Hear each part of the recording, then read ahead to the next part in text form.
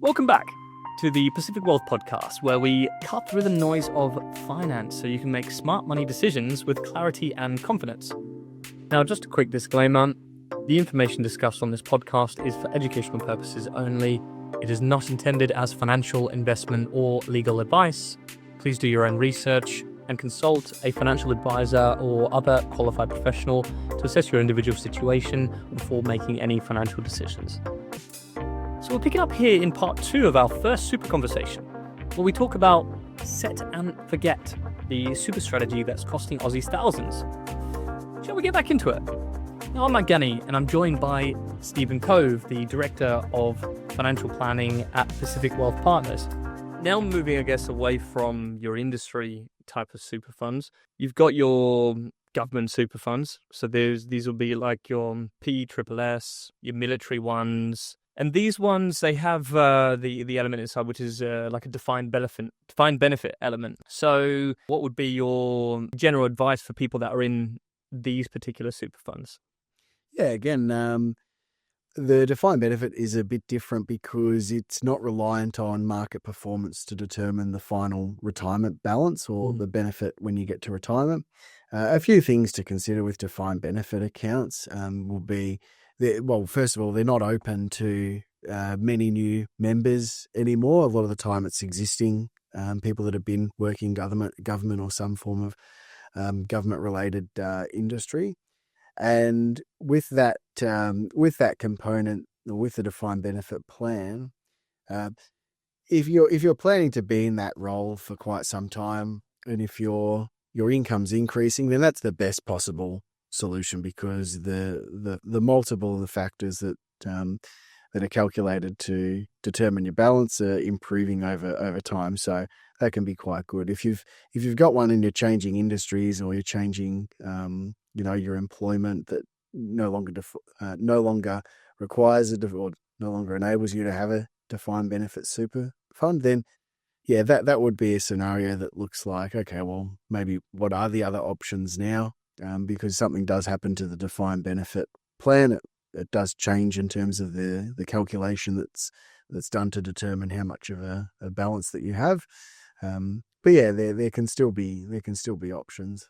And so, like, as an advisor, these would probably be two, would you say, super funds that you would maybe not recommend per se your clients to go into that you can actually manage? Well, firstly, obviously with the defined benefit, you can't essentially really do better than that, I imagine, because it's a calculated formula. So you'd obviously leave these alone. So the super funds that you'd potentially recommend, like your clients, they would be either wholesale advisor-only products or retail advisor-only products, and potentially self-managed super funds as well, if that's right. Yeah, so look, it obviously still comes down to the individual circumstances, but traditionally, if someone's come to see an advisor, you want to have access to investments and particular features and benefits that the average person doesn't really have in terms of their own. So industry funds and all that certainly have their place, and they can sometimes be the most appropriate fund for that individual. If you're going to see an advisor, you would want to be, I guess, paying for something that, not just everyone's going into. You want to be getting a little bit more of a tailored approach, a bit more of an understanding. You want to be buying into their investment methodology or philosophy, into their research that they put into other platforms that may have, a greater range of investment options, with the intention of arriving at a more appropriate investment strategy for your goals. So that could be a combination of growth-orientated goals, or it could be a risk mitigation goal, or it could be a capital and income type goal as well. So there can be such a wider range of options that could meet that. And you are a little bit more restricted when you are working with a smaller investment menu. So generally, if you're going to a financial advisor,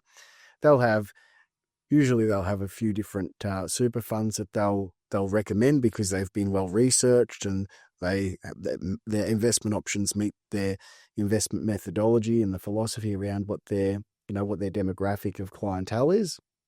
And that's generally going to be more favourable on a larger investment menu, so that you can access those options that don't traditionally come to the average punter that might just have an industry fund. And the reason why industry funds wouldn't have such an extensive investment menu is because they probably don't want people going into those funds and then going, okay, I'm just going to choose from 200 different options, and I'm going to choose these funds that may then put the member, like, oh, I wasn't aware that they, had a gearing fund, or I wasn't aware that they had a quite a specific type of fund that may be more aggressive than what they're willing potentially to in a certain industry that might not do too well, and they've just kind of put themselves in it.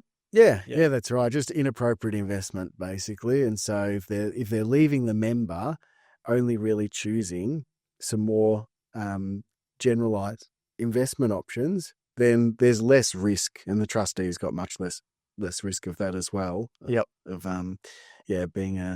being out too much. So yeah. For most, the easy thing is, stick it in your balance, your growth, your high growth. But if you come to a financial advisor, then that opens you up to significantly more investment options. I think some funds are 200 all the way up to 2,000 different investment options. Like you said, not everyone can go do that because it's having this maybe potentially financial acumen to delve into the research behind this investment option, that investment option.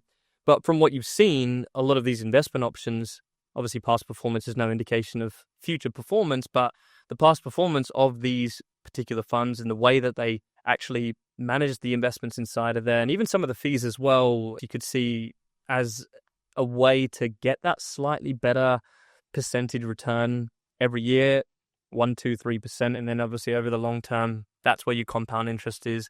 And then that's where you can retire with that a little bit more. Yeah, exactly. Coming back to that philosophy of the small changes over a long period of time, it's, if you can pick up 1 or 2% as a result of the asset allocation, as a result of the underlying investment, then that can certainly go a long way. As you said, there's no guarantees with investments, but we traditionally know that if you've got more money invested in growth assets, that over the long term, that's going to provide a greater level of growth. That's the risk and reward trade-off. And the same thing with contributions, a small amount. So $50 a fortnight, for example, $1,300 a year. If you do that over 30 years, you got another 30 grand plus. You got $30,000-$40,000 more in the super. Yep.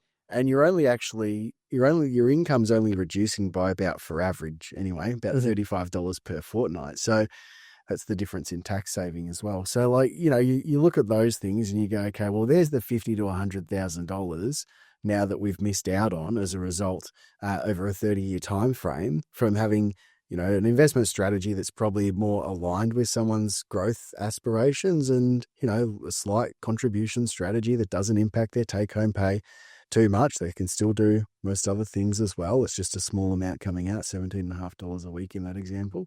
You can clearly see that there can be quite a big difference. And as I said, small changes over a long period of time will make a big difference. There is a last sort of section of super funds, which generally, you see a lot of financial advisors recommending. People can do it on their own, but that will be a self-managed super fund. Yeah, so self-managed super funds, where we see them being quite popular in Australia is certainly around the property and direct property asset class. So using a superannuation to purchase a property. A lot of people, especially in Australia, love property as an investment, something they can see, it's tangible, they can understand it, quite a bit easier than, say, the stock market where you've got to do some fundamental analysis or some kind of other valuation method. Property is a little bit more straightforward, residential property anyway. Yep. So a lot of people are drawn to that and they like that as an asset class. With a self-managed super fund, it allows you to invest in property directly, whereas with traditional super funds, industry funds, retail funds, advisor-driven funds, or wrap accounts even, they won't allow you to invest in one direct property. So that's where the benefit of a self-managed super fund comes into it. But there's also a lot of considerations and costs involved as well. There's establishing the self-managed super fund, the ongoing auditing requirements, the obligation of a trustee, so the directors or the members of the fund, they need to be aware of all the rules and laws attaining to that as well. So there are a lot of extra considerations on top of that. But yeah, it can be it can be good if you've got a particular preference or interest in areas of the market that you can't access through a traditional or an advisor superannuation fund. So it just gives you significantly more flexibility than all of the rest, but you just have a lot more work that you've got to do, a lot more admin, potentially more costs, and then that can obviously just eat into your day-to-day life. Yep. Really. Yeah, that's right. And you can certainly get advice and outside expertise on how to do that, which is fine. But then you need to be balancing that out with what extra am I getting from that I'm missing out on from a traditional fund as well. So it's not just about going, okay, I like this asset class and therefore I'm going to invest in it. It's about, why would I be prepared to go through that process and invest in a direct property or other investment asset classes when I can compare it to getting someone else to do all the administration and have all the responsibilities of a trustee on my super fund. Why would I take that on board? It needs to be something that's going to be of significant benefit to you in order for you to sort of follow that process. And I thought about this quite a lot as well. Like, a lot of people have property as a mortgage that they're living currently in, nothing to do with the superannuation right now. And then I guess they will go into a self-managed super fund to buy a property. And when you then look at their entire portfolio, they've got their property as their main source that they're living in. Then they've got a property inside their super fund, but then they've got nothing else in terms of diversification. I mean, as a financial advisor, what would you sort of comment on that structure? Yeah, I guess here we're really talking about diversification being the key thing. And definitely, like, we would always encourage to have your assets, have your retirement assets, have your investment assets outside of super, have some diversification around there, because if we've got 100% of our investments is in one particular asset class, well, there's a lot of risks that's involved with that property in particular. It's one of those assets that government makes it update to a tax or changes some laws, and then all of a sudden that's impacted by the underlying value on the price of the property, or there might be a change in tenancy agreements or something that has an impact to that investment class, and now everything in your portfolio is now affected. Whereas if there's a balance between a range of different investment options, there can be some significant benefits in having property. They may come with tax benefits of, doing some borrowing, using borrowing to help purchase the property, and the interest on that and the ongoing expenses are tax deductible. But then, it's not as liquid. It's it's good to have a broad range, just so that you're ensuring that if for whatever reason one particular risk doesn't affect your whole portfolio, you're spreading that risk out across a range of different investments. Yeah, definitely. So really sort of just making sure it's diversified, not just in one asset. Obviously, we know population of Australia is increasing all the time. Supply of houses is decreasing. So inevitably, you'd always think that the property market would go up. Ultimately, relying on that as a long-term plan forever might not be the best thing to do. And having those diversification assets like ETFs or your shares, maybe bonds, private equity, whatever it sort of may be, would definitely give the individual more chance of making a decent return over the long term. Yeah, that's it. And it's about limiting risk as well. So it's a combination of you're wanting to ensure that if you want to get good reasonable return. As I said, there's a lot of reasons to invest in property, but it may not be the best strategy to go 100% in property, because there usually comes with quite a few risks involved with that. Just as much like any other asset class, there's a lot of risk in all asset classes. So diversification helps to spread out the risk, so it's not concentrated to one particular. As I said, like a risk in policy changes, or there could be a range of different factors that influence the property market. So those types of things. And obviously, from the sound, this whole sort of conversation, there's limitations with your regular default type of setups. And obviously, it's sort of having an advisor or having someone professional sounds like a wonderfully, really, really good thing to do, but it's not for everyone.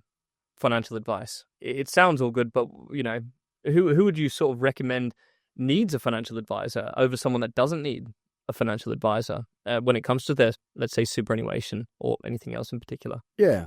So super specifically, obviously, we would sort of say that most people, could benefit from having more education, and that's part of the advice process. The advisors aren't just, we're going to recommend you change a super fund or implement a strategy and charge you a fee for that. It may just be a simple conversation that doesn't actually lead to advice, but from that process, you've understood more about what your options are. You've understood more about what superannuation is. You've understood more about what your goals are and organizing them in terms of priority as well. So we would sort of encourage that, pretty much everyone, close to everyone, could benefit. Where people may not benefit would be if they're not working, there's no intention of working, they may not have financial means to really, work with in the beginning. You do need to obviously have some kind of basis to begin with, but yeah, education component's a very big thing. We want to make sure that people are informed. They're making informed decisions along the way. But yeah, where we see it beneficial for, the majority of people is, people that I suppose that have built up a reasonable balance and now they want to take it to sort of like understand their options. And then certainly people that are in there, approaching retirement as well is quite important because, the retirement, like things like Centrelink, things like pension accounts, we don't make it straightforward. Like the reality is that there's a lot of complexities and governmental regulations around superannuation retirement, when we can access it, how we can access it, how we can benefit, make our position a bit more beneficial. So in that sense, you do get a lot of questions around how that all works. And yeah, it's definitely an area that people need a bit of assistance and guidance with because there's not a lot of clear information that especially relates to the individual at that level anyway. And there's a lot of tax benefits and tax savings and things that you can do that make superannuation an appealing investment. I mean, you've got non-concessional contributions, concessional contributions. As an advisor, I'll let you. Yes, I'll let you take over from me. Yeah, that right here. Well, that's it. That's the primary benefit of super. Super is an investment vehicle that allows us to invest a little bit more tax effectively than if we were going to, for the most part anyway, invest that money outside of super. So the internal tax rate of superannuation is 15%. So, significantly lower than majority of people that are working, especially full time, their income. And the contribution tax, so when your employer makes a contribution or you make an additional contribution under a salary sacrifice or a concessional rate, that's also taxed at 15%. So we're getting all these tax benefits along the way with our super because it's usually for most people, as I mentioned, it's usually lower than what they'd be taxed if they were taxed outside of their super. So if they held those investments personally. And with that, the government then will put on some stipulations around when you can access it and how you can access it and what constitutes as you being able to meet that condition. Or so there's a lot that goes into like government rulings, but ideally effectively, it is the most effective, tax effective investment the average person in Australia has access to throughout their lives, really. And so when you get tax help with the superannuation, what a lot of people that I've spoken to sort of over the years as well, they always ask me sort of a question. They said, look, I've got an accountant, right? They can do this, they can do that. What would you say in terms of what an advisor does, which is different to what an accountant really does when helping them out with their superannuation and taxes and investments and all that type of stuff, really? Yeah, no, that's good. So most accountants, this isn't painting every accountant this way, but most accountants will just complete your return at the end of the year and file it, and there may not be a whole lot of advice or guidance around tax minimisation. Some certainly do that. And accountants traditionally will be looking in the past. That's traditionally what an accountant will be doing, whereas a financial advisor is more looking at the future. So, yeah, we would talk around some additional strategies to help minimise tax, but also, look for ways to improve and increase your wealth as a result there too. So like with superannuation, we'll just talk about superannuation specifically there. It may be that, there's a concessional contribution strategy put in place where you're saving tax with the contributions you're adding and building up the superannuation. Whereas an accountant may not sort of, make that, or point out that that potential option, or they may point that out, but they may not say discuss them. Things like there's a carry forward concessional contribution rule, which will allow you to go back through the 5 previous financial years and use whatever amount you hadn't used up to the cap in those years, if you have the ability to do so moving forward. So sometimes it's accountants will focus predominantly on the past, whereas we're a financial advisor is more focused on the future. They're really good to use in sort of a combined effort with each other in a way. But you got your accountant there to do that, but the advisor is going to give more the actual advice moving forward. This is what it looks like for the future, and this is how it can help. The accountant will help up clean it. Yep. More than anything. Yeah, that's really. Yep. What would you say as just a tip, more of a general sort of tip for people to do 2 things this month to check more than anything? So the 2 tips that I would do is, first of all, you've got to understand what it is that what arrangements you've got set up. Who's your super fund with? What's your balance? How's it invested? And what your insurances are. That's probably the first thing that I would look at. Check on their app or statement or... whatever way that they can, whatever they can access. Hopefully, if they can access either on an app or online, they get the real-time information rather than a statement, because a statement may be, they're still, that's 2024 statement period. Yeah. So if they can check on a portal or they can check on their online, then that's the best way to understand. And then, I would always encourage people to look into what their options are. So first of all, finding out what they have. And then the second thing is, find out what your options are as well. Because, if you're looking at it, you go, oh, my balance seems low, or my insurances seem low, or I feel like I could be doing better, then certainly that's when the questions should be answered, and you can go to a range of places to work that out. So check and do something. That's it. You got any recent success stories of clients that you've spoken to that you might have done an annual review, and you can tell people what someone's done in terms of success by having some sort of advice from you? That's good. So I had a client that I assisted last year actually, and this one I remember quite a lot because he had actually seen an advisor in the past, and he had changed some things with the advisor, but didn't really understand like why everything was put in place and where things are at. So he'd sort of changed a few things around about 6-7 years ago, but hadn't had regular contact with his advisor, and the advisor had set something up. The advisor ended up retiring as well, so he lost contact and just put it in the too hard basket. So when I had gone through the initial discussion with him and understood his goals and objectives and talked about his super, his investments had gone so far skewed because they hadn't been reviewed for quite some time, and they were, completely different to what he originally, thought he was going into. So, I guess from that experience, we were able to get him into a more sound and appropriate investment mix for him, and put in a regular contact with him as well. So he was, aware of what's going on and things were being updated, and he was going to have that relationship that he missed out on before. And he just felt so much better. He was so much more confident about, where he was at, what he was on track for, where he was going, as opposed to being completely left, in the dark and unsure about things. So it was, very quick turnaround. I did his annual review recently, and he's been really happy with how things have been progressing. He's been happy that he's learning a lot more about his super, about investments, about his options, and it feels like he's actually getting some help.